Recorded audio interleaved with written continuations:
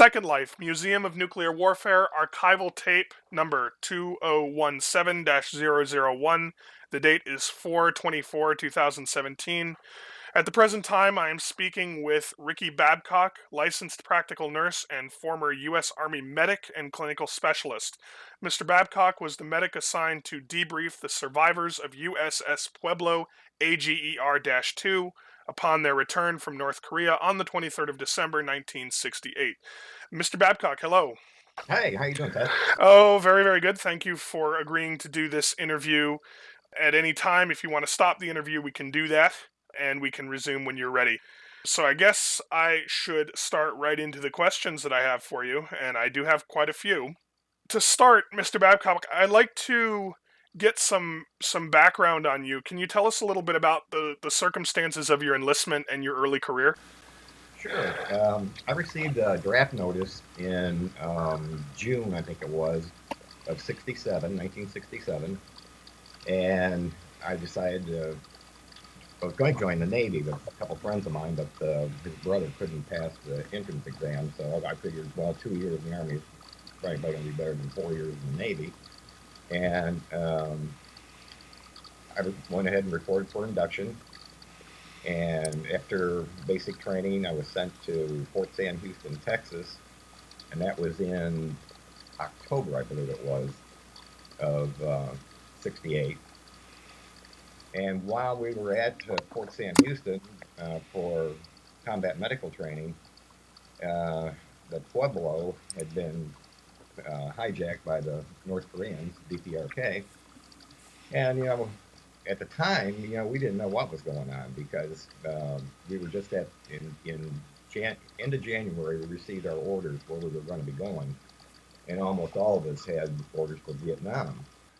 You've said before to me that you credited the Pueblo incident with sort of saving your life in a way. Could you sort of reiterate that for me? Yeah, at that time, we were told that a combat medic, depending on what kind of unit you were in, of course, if you were in an infantry unit, that the average combat medic's life expectancy was 4 days. And at that time, there was a large buildup going on in Vietnam, and there was, I think we were averaging like about 260 men and women in the military killed over there every week. Yes. So we're now on the date of the Pueblo's capture. That is the 23rd of January, Right. 1968. Can you tell us a bit about how that day went for you? What were you doing, and what was your initial reaction of hearing of the incident? I remember we were just coming out of the mess hall from lunch, and the instructors, when we got into the classroom, Excuse me, where was this again? Can you reiterate for yeah, the tape? it was at Fort Sam Houston, Texas. Oh, okay, understood. Keep going. Thank you. So the instructors had told us what had happened, and that everybody was, we didn't know what was going to end up happening because there was a lot of posturing that maybe we were going to end up in another Korean War. And strangely enough, and having done some research since the first time I talked to you, Seth, Mm-hmm. I was looking at just how many firefights there were up on the DMZ in North Korea, or right in Korea during that, right after that time period. Yes, as far as I know, the incursions from other servicemen that I've talked to, the incursions were almost daily. Yes. I think the worst case was there was a troop of North Korean soldiers that engaged in a firefight and made it pretty much right into the Panmunjom courtyard Wow. before they were stopped. Right. But I cannot remember the actual date of that incident. I can look it up at a future date, though. So you just came out of the mess hall, and did they muster you, or did they just sort of tell you offhand? No, I'll tell you that there wasn't a whole lot of buzz about. I mean, there was on the initial day, but after that, things sort of quieted down. We didn't really know, what was going to transpire. If we were going to be in a shooting war over there, or if they were going to release the ship and the men, somehow come to some kind of a deal because North Korea has a history of doing things like that, and then trying to get to return something. They wanted something in return, and so we didn't hear anything too much about it. But there was one of the sergeants that we had did come in. Peralta was his name, actually. Came in and told us that quite a few of us were going to have our orders changed.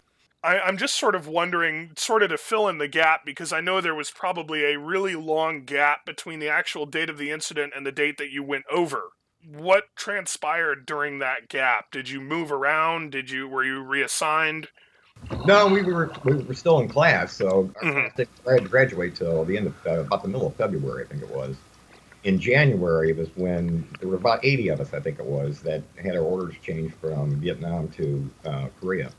Okay, understood. So yes, and obviously the Pueblo's capture may have had something to do with that, but there's no real way of knowing at this time.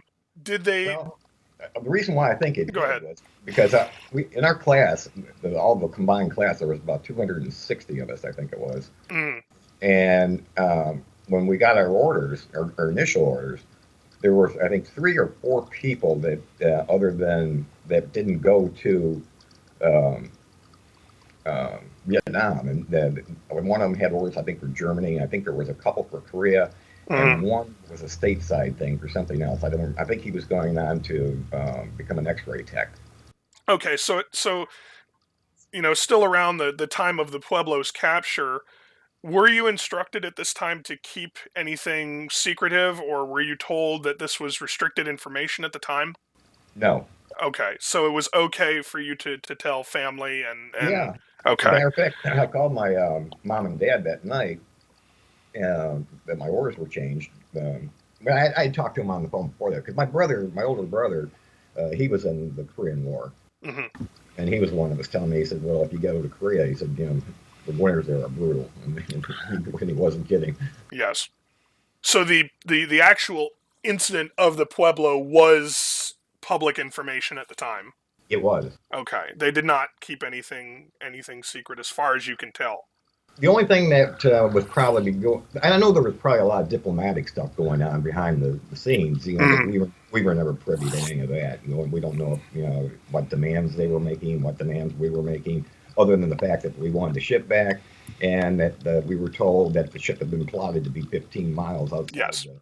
yes, that is the official U.S. Navy plot report Mhm. that was released. Obviously, the North Koreans did release a counter to that was proven to be almost entirely false. Oh, okay. Um, my final question for you on the day of the incident, and this is sort of this thing that we historians love to ask, is what was your initial reaction to hearing that the ship had been captured? Well, initially, I didn't know, what kind of armament they had on that ship, but of course, there had never been a U.S. naval vessel that had been commandeered. I guess some of us it hashed that around a little bit, wondering what the hell happened. Why didn't they scuttle the ship? Of course, later on, as you're well aware, the ship didn't have any scuttling Yes. sail on it. So Yes, obviously, and of course, I think that's a really important question to ask too. Just because this is the first time in U.S. history that this has ever happened, yes. and the only time in U.S. history that this Hmm. has ever happened. All right, so now we've covered the gap. We're going to move on to the 23rd of December. This Yes. is of the same year. This is the day of the release of the USS Pueblo prisoners. Obviously, you were in the DMZ at the time. Is that correct? No, I was at the 121st of Back Hospital. Okay, yes. But can you tell us sort of what the general mood was? Not necessarily in the DMZ, but if you were in the hospital, what was the mood just in the area at the time? Well, about 2 days before that, I believe it was on the 21st. There was a group of 6 of us, 6 or 8 of us. I can't remember the exact number now, but were called into the command sergeant major's office, and he had told us that the Pueblo crew was going to be released. They didn't know what day, but it was Hmm. going to be in the next couple of days, and that there was myself and a Sergeant Box were going to be on bus number one. They had three buses there, or 3 or 4 buses. I can't remember exactly how many it was now. I think pretty sure it was three. Yeah. And 2 other guys were going to be on the second bus, 2 other guys on the third bus, and we were going to receive the crew after they came across the bridge of no return. And during that time period, before we left, we were not allowed to leave the hospital. They put us in a special room that was down off the emergency room, and had our meals brought to us and everything. We weren't allowed to talk to anybody. we could talk amongst ourselves while inside there, but we were pretty much just confined, because they didn't want any rumors spreading or anything like that. So I take it you guys were formulating some kind of a game plan as to how this was going to Yeah. be executed. Yes. Could you We, could you could you sort of take us through that game plan if you can, from sure. what you remember? On the morning of the 23rd, they took us out to a band, and we went up the helipad, and they had Hueys coming in, hmm and they took us in groups. We were in the first helicopter, and then the second group went in the second, and the third group went in the third, of course, up to Panmunjom. And when we landed there, that's where the buses were at. Okay. And we went to our assigned bus, and we had to have a white armband on that we had to put on with a red cross on it. Yes, you can see them in the video. Yes. And we boarded the buses, and we started, and we're redirected. We had to back into this. It was a road, but I don't have any idea where it went to. But we were not allowed to approach the bridge until we were granted permission to do so. And it's what I found sort of funny, because there was a guard station there, and one of the officers that was in there looked to me like he was a Polish officer, just basically on the way their hats were designed. He had a red patch on his shoulder also. So. All right, and my follow-up question was going to be what was your mood at this point? How are you feeling at this point? Yeah, a little bit nervous because it was heavily armed, and I mean, you could see North Korean soldiers on the other side of the bridge, and every single one of them had arms with them, had their weapons with them, or it appeared to us that they did anyway. And the Okay. whole time, and then we had to listen. The whole time that from the moment we arrived there, they had played a tape message from that Captain Booker or Commander Booker supposedly had made, asking for forgiveness, saying that what they had done was wrong and all that stuff. Do they play this on a loudspeaker? Yes. Ah, okay. It had like 4 loudspeakers, and it went on continuously until we left the place. Okay. And did you when you arrived at the bridge, how far back from the bridge was your initial stopping point? I would say we were probably about 20 to 30 yards, maybe. So really not that far. Oh, no. Good vantage point. But as you got closer to the bridge, what were your thoughts as you were approaching? Well, it's pretty nerve-wracking because it doesn't take much. That could have gone extremely wrong. If something had happened, I'm sure they wouldn't have hesitated to use their weapons. Okay, so were you afraid they were actually going to start shooting at you? Yeah, it was discussed. It was discussed. Uh, I take it probably was. Yeah. And of course, this brings me to my next question, which is, we've all seen the famous film of the survivors crossing the bridge. I could be wrong. I believe it was a 16 millimeter film that was shot. Were you on the bridge in that film? No, we weren't allowed to do that. All of us, the medical personnel, we could stand outside the bus at the very end of the bus. Okay. If they came across, we would direct them into the bus.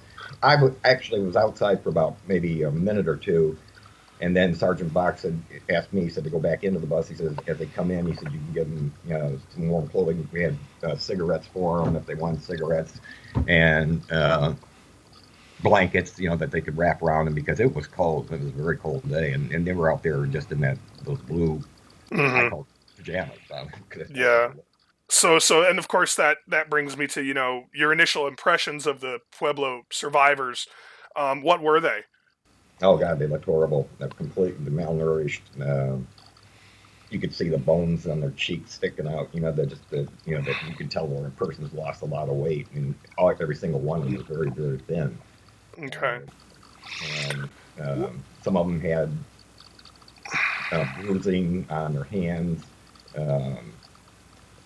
They were mistreated. Every one of them told us that had been tortured.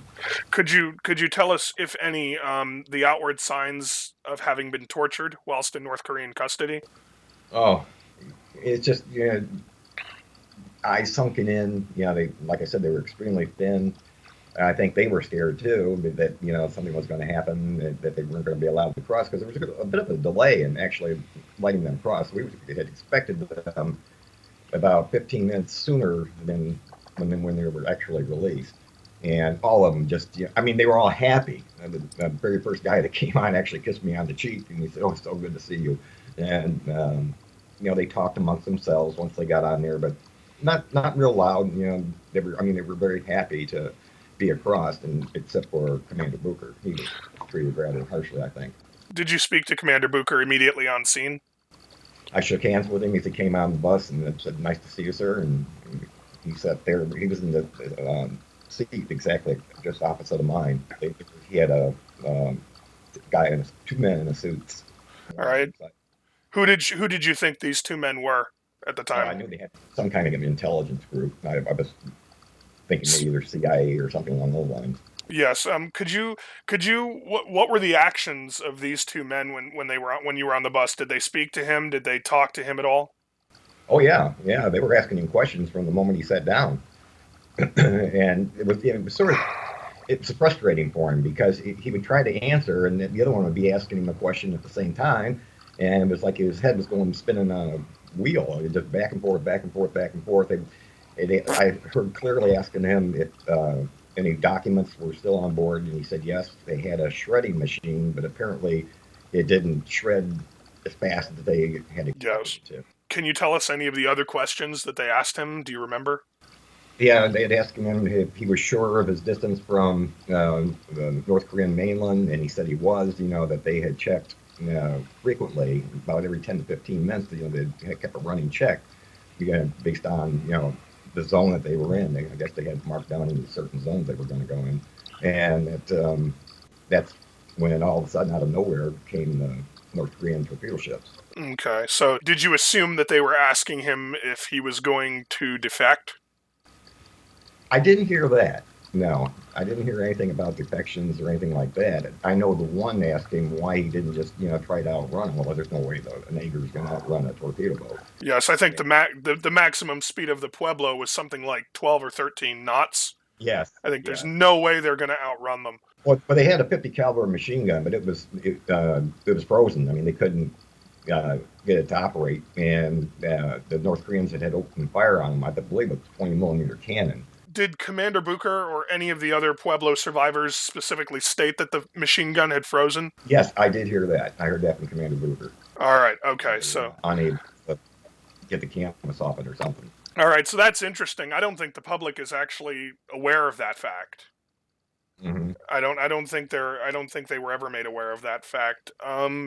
So okay, so you're on the bus and then you arrive. Did you go right to the hospital or did you go back to the Panmunjom first? We went back to Panmunjom, and they exited the bus, and they took them on a different bus than what we had. Okay, so you were separated from the survivors Yeah, at this point. yes, and we flew back then to the 121st Back Hospital. I did have a chance to see them there while they were there at the hospital. Did their condition improve at all in the short time they were there? Oh, I think so. I think mentally that it had to be. Just I couldn't imagine being in that kind of a situation. But the only thing I can compare it to is when the pilots were released from Hanoi. Okay, and of course. Oh, sorry. No, I'm just saying they were just extremely happy to be going home and right before Christmas, and that was a priority. We wanted to get them home for Christmas. Okay, I apologize. My follow up question was going to be, what was your impression of how they were treated by the hospital staff? Oh God, they were treated so well. I mean, we would have done anything for them. Anything they wanted, they got. Did the CIA talk to them again at the hospital, or did anyone visit them other than military personnel? Well, this would be secondhand knowledge on my part, but I was told that they went on talking to Commander Booker mainly. I don't know if that's factual or not, but I would assume so because uh, when you have somebody and he was scared. I mean, I could see the fear in Commander Booker's face because he had to know that the Navy was not happy with him. Obviously, yeah. First time a U.S. Navy ship's ever been captured by the enemy. I mean, I Yeah, take yeah. it they're not happy.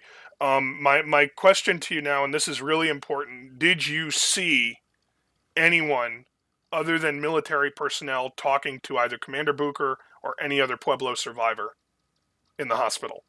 No, I did not. Okay, all right. I just wanted to make sure of that because there are rumors, that the CIA just never left their side. Oh, Um, I wouldn't doubt that at all. Okay, I just wanted to sort of get that on the record. So, what happened to you after the survivors were returned? And my question is going to be, were you ordered to withhold any information concerning the incident from the American public? Absolutely not. In fact, our commander, hospital commander, had called us in and told us that if we could share that with our families, and which we all did. And my mom, of course, she called the Toledo Blade and told them I had my picture in the paper, which sort of floored me because I didn't think she was going to do something like that, but I guess she was rather proud. It would certainly be wonderful to get a photocopy of that newspaper clipping. I can give you my address after we're done here. That's fine. I actually do have one. Okay, if you could photocopy that for me, that would be wonderful. We could sort of put that, if we ever put this interview maybe on YouTube or up on the website, we would be happy to put a picture of that newspaper clipping up with it. So after this is all done, obviously, I bet it was probably kind of overwhelming for you.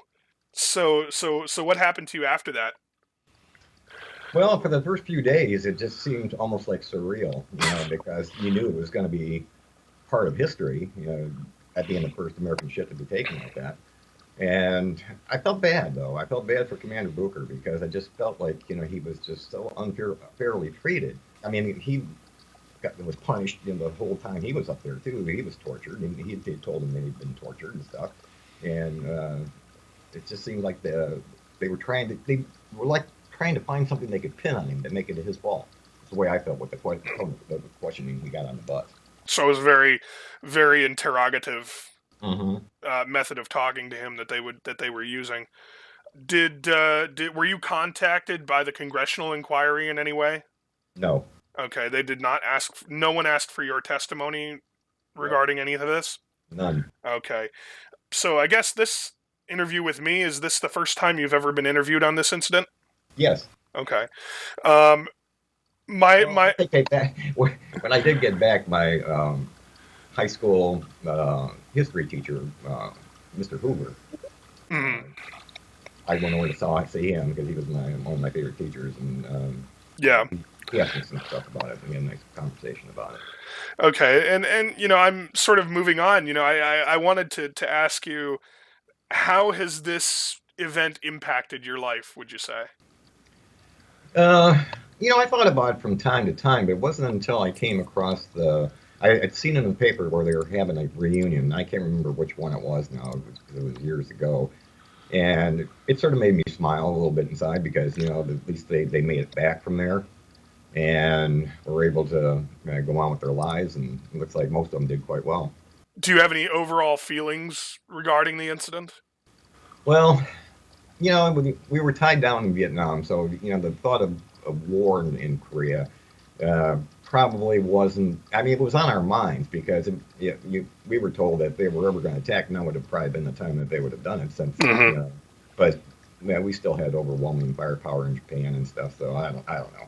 I didn't think about that too much, but I was just glad that they were able to get back and that I played a very small part in it. And I gather you did eventually go to Vietnam, correct? Yes. Okay. What was your role in Vietnam? I was combat medic. Combat medic. And did you fly helicopters as well? Yes. Okay. Uh, Not in Vietnam. I went to flight school after. oh, okay. Just wanted to clarify that. All right.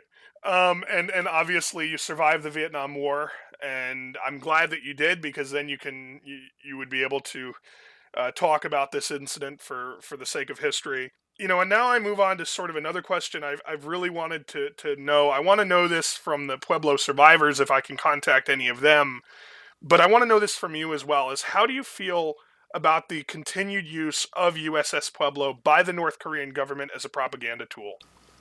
Yeah, it's shameful than what they're doing, but I wouldn't expect anything less from them, to tell you the truth. Have you seen the image that I've posted online of the other side of the ship? Yeah, I haven't seen that. I will try to find that though. The image shows that the North Koreans, while taking care of the side of the ship that is visible to the public, they've neglected the other side to the point that it's rusting. Yeah, well, that wouldn't surprise me either. Okay. And do you feel the ship should be returned? Absolutely. And but it never will be. The only way that would ever happen, I think, is if that regime falls and they get a democratic uh, government. Then at some point in time, it might be returned. There's been some talk amongst some that maybe the United States military should destroy the ship to destroy its ability to be used as a propaganda tool. What would your thoughts be on that? Hmm. If they were going to do that, I think they should have done it right after the ship was taken, after the crew was taken off it. Mm-hmm. You'd say it's a little late for that, right? Oh, I would think so. Yeah. What purpose would it serve, really? Yeah. And then, finally, and thank you again so much for doing this interview. I think it's really important, not only to history, but to you guys yourselves, to be able to get your statements on the record and to be able to make, to be able to make your contribution to history directly. My final question for this interview, and again, thank you. Oh, my pleasure. Are there any further statements you wish to make for the historical record regarding this event? Well, I think just the way that Commander Booker was treated with the expectation, I almost got the feeling like they would have preferred that he let them sink their ship. Mm-hmm. And in that case, like the crew would have all probably perished because in December those waters are You feel the not last long at all. you feel the Yeah, you feel the U.S. Navy would have preferred that he had sunk the ship. yeah, Or yeah. I'm sure, but to me, part of it to me uh, blame falls on the Navy. Why didn't they have like an escort destroyer mm-hmm. with the ship? To at least give it some protection. I mean, it was just foolish. I think, and I think the whole thing was just foolish the way that they did that operation. Yeah, that is a good question, and I think it's one that should be asked. I think there are some who would say it's up to historians to ask that, but I really think it's people like you that should be asking that Yes. that Well, that question. yeah. Yeah. You guys were the ones most directly affected by it, obviously. And I think someday that question may get asked, but unfortunately now I believe that it's up to you guys speaking for the historical record to ask that kind of question. And I'm glad that you did so today. You ever hear? I didn't know if there was ever any statements from Commander Booker on that subject, whether or not they should have had an escort. I've never heard anything, but I would have asked it. Do you think that maybe somebody told him not to ask that? Could be. Okay. Anything's possible. All right. Well, again, thank you so much for agreeing to do this. It's my pleasure. Um, and I hope that we can maybe sit down and chat again and have some more conversation about the incident, Okay. and your career That'd be fine. as well. All right. Thank you very much, Mr. Babcock. As I said, this is Second Life Museum of Nuclear Warfare Archive Tape 2017-001. Again, the date is 4/24/17. This has been an interview with Ricky Babcock, licensed practical nurse, former U.S. Army medic, and clinical specialist, assigned to debrief survivors of USS Pueblo AGER-2 upon their return from North Korea on the 23rd of December, 1968. Thank you, Mr. Babcock. Thank you.